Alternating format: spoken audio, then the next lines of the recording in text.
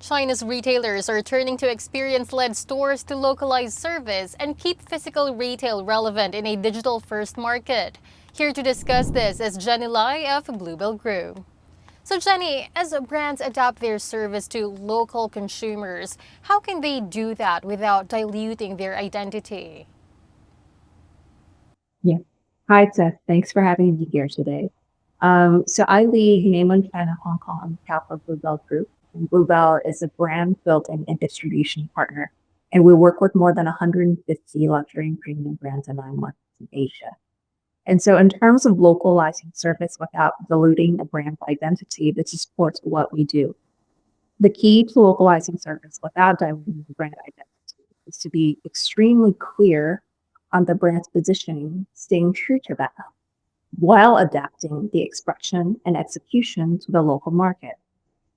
And so the retail ecosystems and customer expectations in each Asian country are totally different than that of Europe, where most of our brands are from.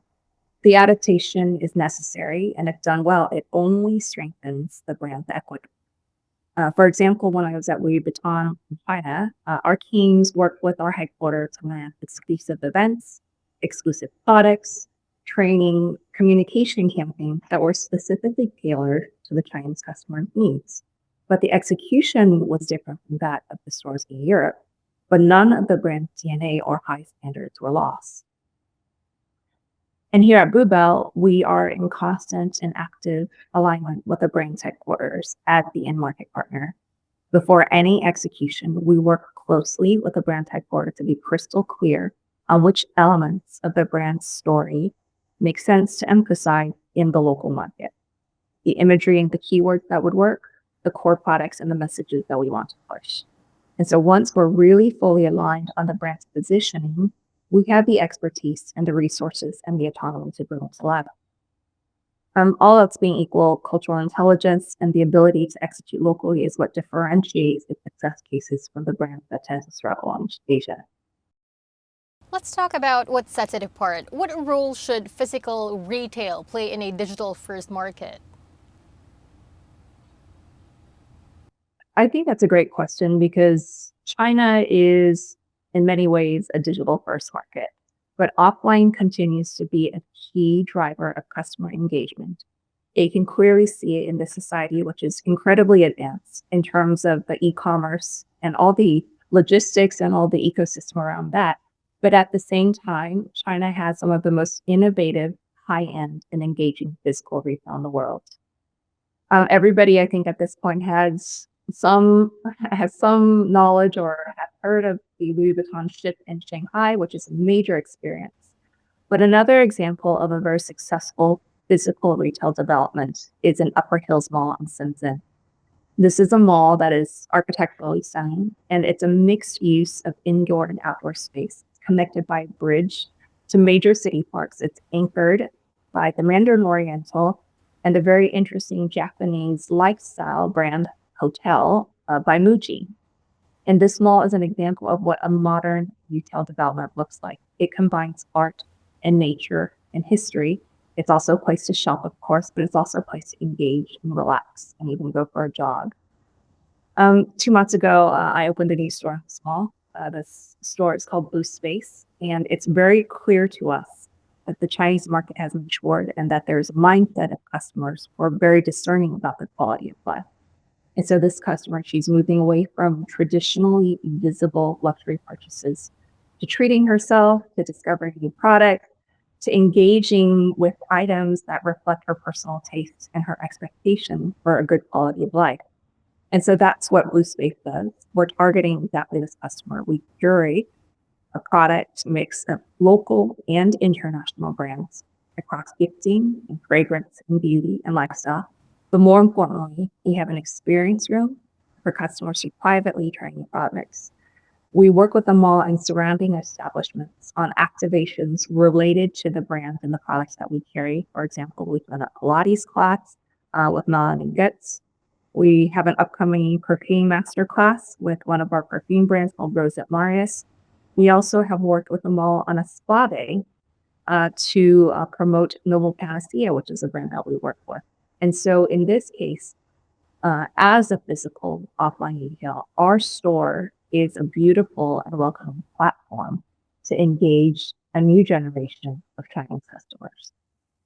These are great examples. So, if you were to make a recommendation, Jenny, based on what you know, what changes are required for retailers to deliver sustainable growth through service excellence? Yeah, service excellence, sustainable growth. What sustainable growth means is that customers are really engaged with our brand and that they desire to purchase our products. And when we think about it, customers now are very value conscious, but they feel that a brand should provide value and service is perceived as part of that value. And so when we say service, it takes many forms. Online, it could be, efficiency, clarity of information, a broader selection. Offline, it could be with human connection. It could be excellence in storytelling. It could be beautiful and engaging store environment. It could be an excellent retail experience. And so when I think about service excellence, it starts with the talent that you have, the deep service culture.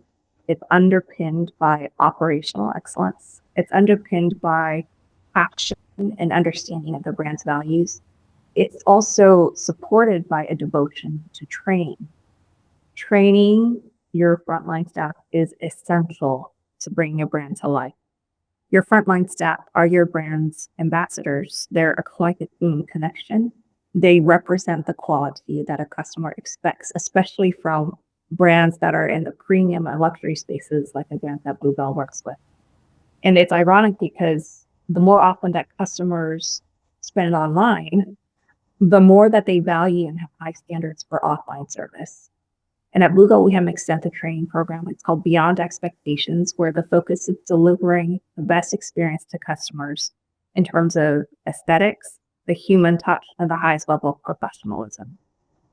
And so while the methods of service and the channels of service excellence are constantly being updated, it's still true, no matter what, that consistent, personalized service creates lasting customer relationships and long-term brand value.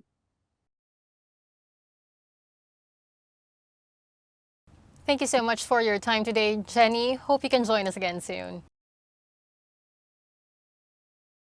Thank you so much, Seth. Once again, that was Jenny Lai, CEO and President, Mainland China, Hong Kong, and Macau at Bluebell Group. She will be speaking at the Retail Asia Summit in Hong Kong on November 4, 2026. For more news and a chance to network with industry leaders at the summit, visit retailasia.com.